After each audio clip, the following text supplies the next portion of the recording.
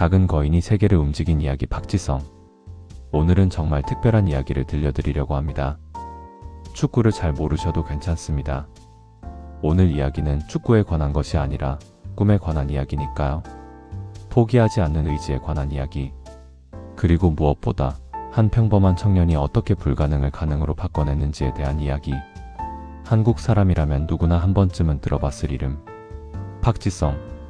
하지만 그의 진짜 이야기를, 그가 걸어온 험난한 길을 제대로 아는 분은 많지 않을 겁니다. 2002년 월드컵 포르투갈전 골. 2002년 그 여름 온 국민을 열광시킨 그 골을 기억하시나요? 그 한 방의 슛이 우리나라를 16강으로 이끌었던 순간입니다. 하지만 그 골은 시작에 불과했습니다. 진짜 이야기는 그 이후에 시작됐거든요. 오늘 여러분께 들려드릴 이야기는 이런 겁니다. 체격도 작고 눈에 띄는 재능도 없다고 평가받던 한 소년이 어떻게 세계 최고의 무대에 서게 되었는지, 그 과정에서 그가 겪은 좌절과 극복의 순간들, 그리고 그 모든 경험에서 우리가 배워야 할 인생의 진정한 지혜는 무엇인지 말입니다. 작은 거인의 시작. 수원에서 꿈꾸다. 1981년 수원에서 한 아이가 태어났습니다. 박지성. 누구도 이 이름을 특별하게 생각하지 않았죠. 평범한 가정의 평범한 아이였으니까요. 박지성의 아버지는 작은 사업을 하셨고 어머니는 집에서 자식들을 돌보셨어요. 특별히 부유한 집도 아니었고 그렇다고 가난한 집도 아닌 그야말로 중산층 가정이었죠. 박지성이 처음 축구공을 찬 건 5살 때였어요. 동네 형들을 따라 나간 골목길. 신기한 일이 일어났어요. 다른 아이들은 금세 지쳐서 집에 들어갔는데 박지성만은 혼자서도 계속 공을 찼어요. 어머니 박성옥 씨는 나중에 이런 회상을 남겼습니다. 지성이는 어릴 때부터 축구만 하면 다른 사람이 됐어요. 평소에는 조용하고 얌전한 아이였는데 축구공만 보면 눈이 반짝반짝 빛났죠. 하지만 현실은 냉혹했습니다. 초등학교 축구부에 들어간 박지성을 본 사람들은 고개를 저었어요. 키도 작고 체격도 왜소했거든요. 다른 아이들에 비해 확실히 피지컬이 딸렸죠. 당시 코치는 이렇게 기억합니다. 박지성은 정말 작았어요. 같은 학년 아이들보다도 한참 작았죠. 솔직히 말하면 축구 선수로 성공하기는 어렵겠다는 생각이 들었어요. 하지만 한 가지만은 달랐습니다. 눈빛이요. 중학교에 올라가서도 마찬가지. 박지성은 여전히 팀에서 가장 작은 선수였어요. 하지만 그는 포기하지 않았습니다. 오히려 더 열심히 했죠. 흥미로운 에피소드 하나. 중2 때 박지성은 매일 새벽 5시에 일어나서 혼자 뛰기 시작했어요. 운동장을 30바퀴씩 돌았다고 해요. 왜 그랬을까요? 박지성이 나중에 밝힌 이유는 체격이 작으니까 체력으로 승부해야겠다고 생각했어요. 남들보다 더 오래 뛸 수 있다면 체격이 작아도 경쟁할 수 있지 않을까 해서요. 고등학교에 올라가면서 박지성의 축구에 대한 진정성은 더욱 깊어졌습니다. 정말 치열하게 훈련했어요. 당시 동기 선수는 이렇게 증언합니다. 지성이는 정말 특별했어요. 훈련 시간에는 누구보다 열심히 했고 훈련이 끝나면 혼자 남아서 더 연습했어요. 우리는 그런 지성이를 보며 조금 미안하기도 했고 한편으로는 존경스럽기도 했죠. 하지만 고등학교 시절에도 박지성에 대한 평가는 냉정했습니다. 열심히 하지만 한계가 있다. 체격적으로 프로에서 뛰기는 어렵다. 이런 평가가 대부분이었어요. 명지대학교에서의 성장과 첫 번째 기적. 1999년 박지성은 명지대학교에 입학했습니다.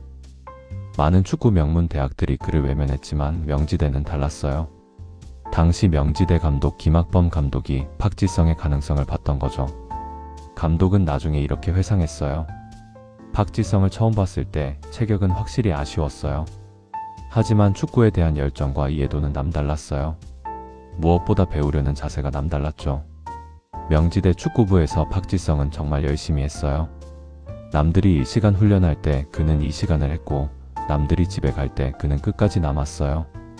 당시 함께 뛰었던 동료들은 모두 이구동성으로 말합니다. 박지성만큼 축구에 진심인 선수는 본 적이 없다고요. 재미있는 일화가 하나 있어요. 대학교 1학년 때 박지성은 매일 일기를 썼다고 해요. 축구 일기를요.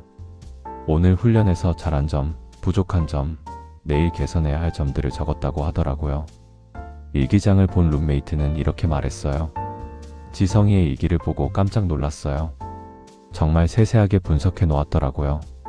마치 프로 선수가 쓴 것 같았어요. 그때 알았죠. 이 친구는 정말 다르구나.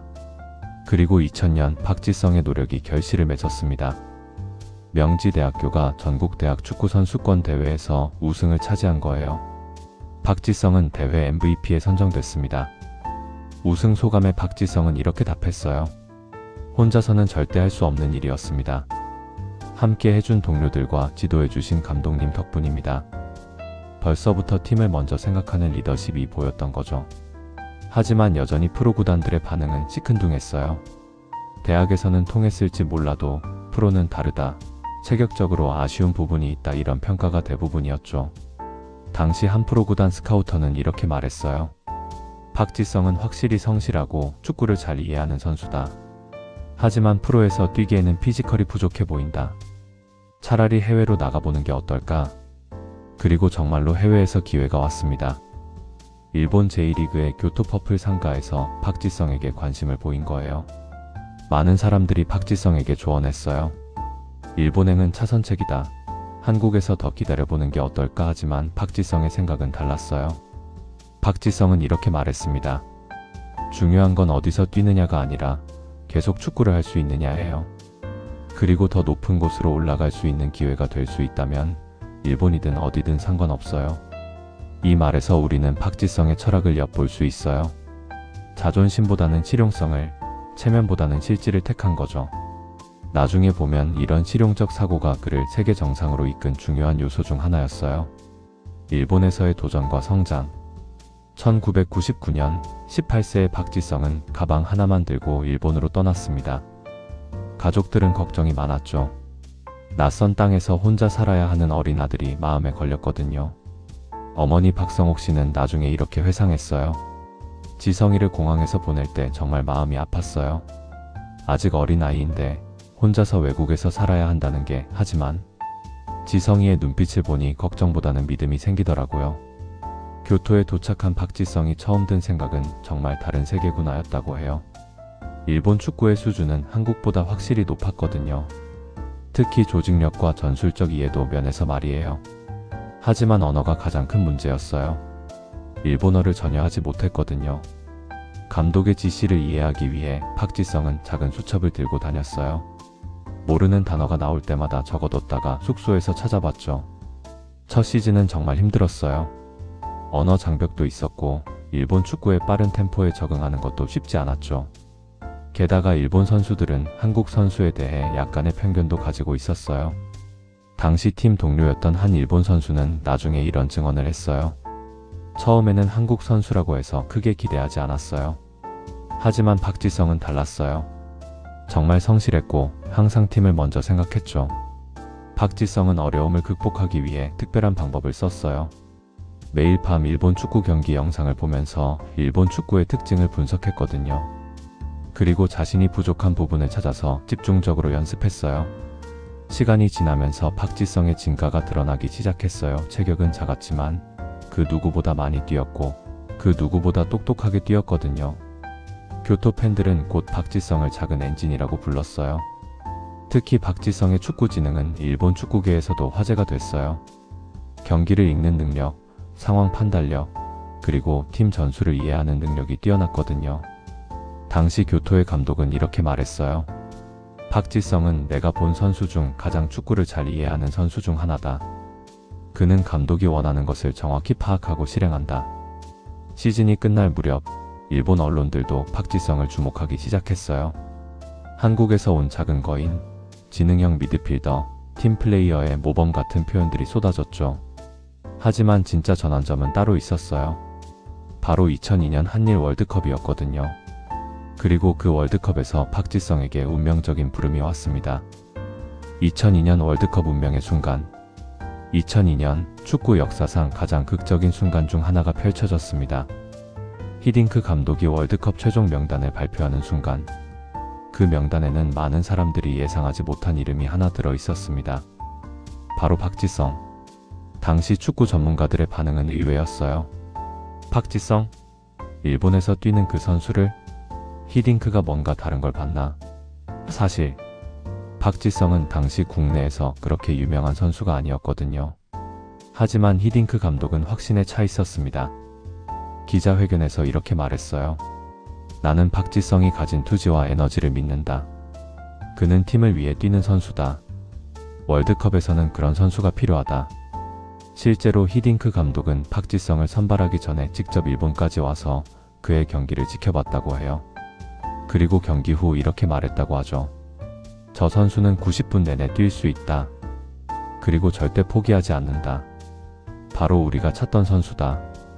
월드컵이 시작되기 전 박지성은 엄청난 압박감을 느꼈다고 나중에 고백했어요. 국내 팬들에게는 거의 무명에 가까웠고 해외파라고 해봤자 일본 리그에서 뛰는 선수였거든요. 당시 팀 동료였던 이영표 선수는 이런 일화를 들려줬어요. 지성이는 정말 조용한 선수였어요. 하지만 훈련할 때만큼은 달랐죠. 정말 치열하게 했어요. 마치 모든 걸 걸고 하는 것 같았어요. 월드컵이 시작됐어요.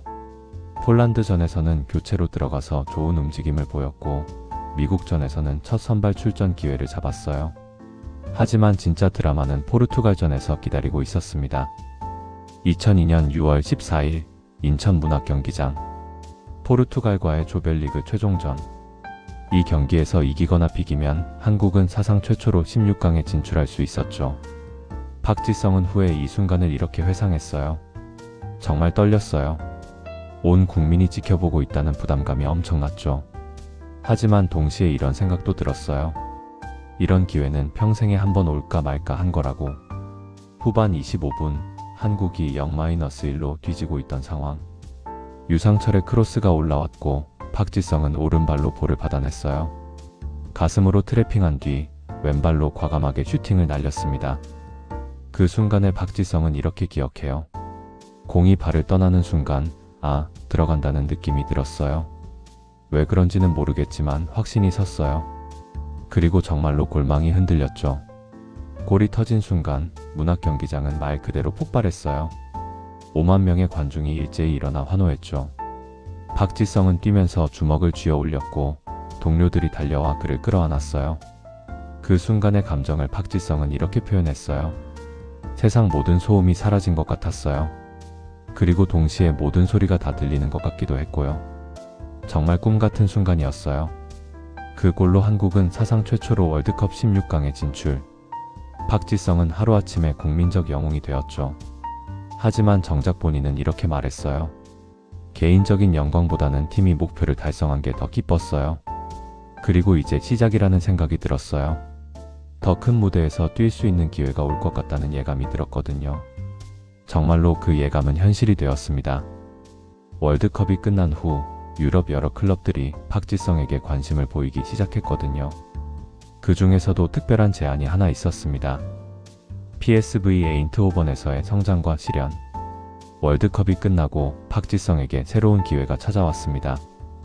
바로 네덜란드의 명문 구단 PSV 에인트호번에서 그를 원한다는 소식이었어요. 그것도 히딩크 감독이 직접 영입을 원했던 거죠. PSV 에인트호번이라는 이름이 갖는 의미를 아시나요? 네덜란드 축구의 명문 중 하나로 세계적 스타들이 거쳐간 곳이에요. 한국 선수가 그런 곳에 간다는 것은 상상도 할 수 없는 일이었죠. 2003년 박지성은 PSV에 정식 입단했습니다. 입단 기자회견에서 그는 네덜란드 기자들의 까다로운 질문들을 받았어요. 아시아 선수가 유럽에서 성공할 수 있다고 생각하나요? 라는 질문에 박지성은 답했어요. 축구에는 국경이 없다고 생각합니다. 중요한 건 얼마나 열심히 하고 팀에 얼마나 도움이 되느냐라고 봅니다. 하지만 현실은 녹록지 않았어요. 처음 1년은 정말 힘들었거든요. 일본에서의 경험이 있었지만 유럽 축구는 완전히 달랐어요. 스피드도 더 빨랐고 몸싸움도 훨씬 거칠었죠. 팬들의 반응도 차가웠어요. 아시아에서 온 약한 선수라는 편견의 시선이 따라붙었죠. 언론도 마찬가지. 박지성은 PSV에 실패한 영입이다라는 혹평이 쏟아졌어요. 하지만 여기서 우리가 박지성에게서 배워야 할 점이 있습니다. 그는 절대 포기하지 않았어요. 오히려 더 열심히 했죠. 당시 PSV 관계자들의 증언에 따르면 늦은 밤 훈련장을 지키는 작은 그림자가 항상 있었다고 해요. 그 그림자의 주인은 늘 박지성. 남들이 다 돌아간 후에도 혼자 남아서 연습했다. 마치 축구가 인생의 전부인 것처럼 열심히 했다. 이게 당시 동료들의 기억이에요. 마침내 그 노력이 결실을 맺었습니다. PSV는 챔피언스리그 4강에 올랐고 박지성은 그 중심에 있었어요. 특히 AC 밀란과의 8강전에서 박지성의 활약은 가히 압권이었습니다. 카카, 피를로, 말디니로 구성된 밀란의 화려한 라인업을 상대로 전혀 위축되지 않았거든요. 경기 후 카카는 이렇게 말했어요. 저 한국 선수는 정말 대단하다. 90분 내내 쉬지 않고 뛰더라. 우리도 그런 선수가 있었으면 좋겠다. 이 순간 유럽 축구계는 박지성을 다시 보기 시작했습니다. 작지만 강하다. 그는 전술적으로 완벽하다. 이런 평가들이 나오기 시작한 거죠. 하지만 진짜 놀라운 소식은 따로 있었습니다. 세계 최고의 명문 구단에서 박지성에게 관심을 보이기 시작한 거예요. 그 구단의 이름은 맨체스터 유나이티드였습니다. 꿈의 무대, 맨체스터 유나이티드. 2005년 여름, 전 세계 축구 팬들은 믿기 어려운 소식을 접했습니다. 맨체스터 유나이티드가 한국 선수 박지성을 영입한다는 것이었어요. 맨체스터 유나이티드라는 이름이 갖는 의미를 아시나요? 그곳은 단순한 축구팀이 아니에요. 세계에서 가장 유명한 스포츠 브랜드 중 하나죠. 레알 마드리드, 바르셀로나와 함께 세계 3대 클럽으로 불리는 곳이기도 하고요. 그곳의 감독은 알렉스 퍼거슨, 축구계의 전설이죠. 그가 선수를 보는 안목은 이미 전 세계적으로 인정받고 있었어요. 그런 퍼거슨이 박지성을 원했던 거예요. 당시 맨유에는 이미 어떤 선수들이 있었는지 아시나요? 웨인 루니, 크리스티아누 호날두, 폴 스콜스, 라이언 긱스, 지금 들어도 쟁쟁한 이름들. 그런 팀에 한국 선수가 들어간다는 건 정말 상상도 할 수 없는 일이었어요. 영국 언론의 반응은 차가웠습니다. 아시아 시장 공략용 영입이다. 유니폼 판매 외에 무슨 의미가 있겠는가, 이런 식이었죠. 심지어 일부에서는 퍼거슨의 실수라고까지 말했어요. 하지만 퍼거슨 감독은 단호했습니다. 기자회견에서 이렇게 말했죠. 나는 그가 가진 에너지를 본다. 그는 팀을 위해 움직이는 선수다. 맨유에는 그런 선수가 필요하다. 2005년 박지성은 맨유 유니폼을 처음 입었습니다. 등번호는 13번. 하지만 첫 시즌은 쉽지 않았어요. 프리미어 리그는 PSV에서 경험했던 네덜란드 리그보다 훨씬 더 거칠고 빨랐거든요. 첫 번째 골은 풀럼전. 작은 체구로 상대 수비진 사이를 비집고 들어가 골망을 흔들었을 때 올드 트래포드의 7만 명 관중이 한 목소리로 외쳤어요. 파크, 파크, 파크. 그 순간을 기억하는 한 팬은 나중에 이렇게 말했어요. 그때까지 박지성이 누군지 잘 몰랐는데 그 골을 보는 순간 알았다. 아, 저 선수는 다르구나. 동료들의 반응도 변하기 시작했습니다. 루니는 경기 후 동료들에게 이렇게 말했다고 해요. 저 녀석 만만치 않다. 정말 열심히 뛴다. 그리고 축구를 정말 잘 이해한다. 시간이 지나면서 퍼거슨 감독은 점점 더 중요한 경기에서 박지성을 기용했습니다. 그는 단순히 상징적인 선수가 아니라 실제로 팀 전술의 핵심이 되어가고 있었어요. 박지성만의 특별함이 뭐였을까요? 화려한 개인기? 강력한 슈팅? 아니었어요. 바로 헌신이었습니다. 그는 늘 팀을 먼저 생각했어요. 호날두가 화려한 드리블을 펼칠 때 박지성은 이미 호날두가 공을 잃었을 상황을 대비해 뒷공간을 메우고 있었어요. 루니가 과감하게 슛을 시도할 때 박지성은 리바운드를 노리며 문전으로 달려가고 있었죠. 시간이 지나면서 알렉스 퍼거슨 감독은 박지성을 특별하게 활용하기 시작했습니다. 바로 빅매치 플레이어로서 말이죠. 리버풀과의 더비, 아스널과의 맞대결, 첼시와의 치열한 경쟁. 이런 중요한 경기에서 퍼거슨은 늘 박지성을 기용했어요. 2007년 리버풀과의 맞대결. 박지성은 상대 미드필더 제라드를 90분 내내 그림자처럼 따라붙으며 압박했어요. 그리고 경기 종료 직전 머리로 결승골을 넣으며 올드 트래포드를 열광의 도가니로 만들었죠. 경기 후 리버풀의 제라드는 이렇게 말했어요. 박지성 때문에 제대로 된 플레이를 할 수 없었다. 정말 짜증나는 선수다. 이보다 더 좋은 찬사가 있을까요? 하지만 박지성의 진짜 명장면은 2009년 챔피언스리그 4강 아스널전. 루니와 호날두의 빠른 역습 상황에서 박지성은 누구보다 빠르게 달려들어 마무리골을 성공시켰어요. 그 골은 맨유를 챔피언스리그 결승으로 이끈 결정적인 골이었습니다. 아시아 선수가 유럽 최고 무대인 챔피언스리그 결승에 진출하는 순간이었죠. 경기 후 퍼거슨 감독은 박지성을 꽉 껴안으며 이렇게 말했습니다. 지성아, 나는 내가 오늘 이 무대에서 영웅이 되리라 확신했다. 넌 내 예상을 결코 배신하지 않는다. 그리고 마침내 2008년 박지성은 맨유의 주장 완장을 찼습니다. 아시아 선수 최초였죠. 그 순간이 얼마나 의미 있는지 아시나요?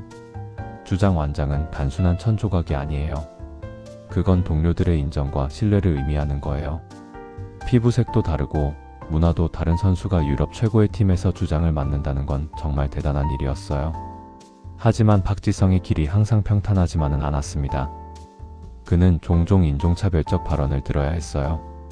경기장 안팎에서 아시아 선수라는 이유만으로 폄하되기도 했죠. 일부 팬들은 그를 향해 모욕적인 노래를 부르기도 했어요. 하지만 박지성은 어떻게 대응했을까요?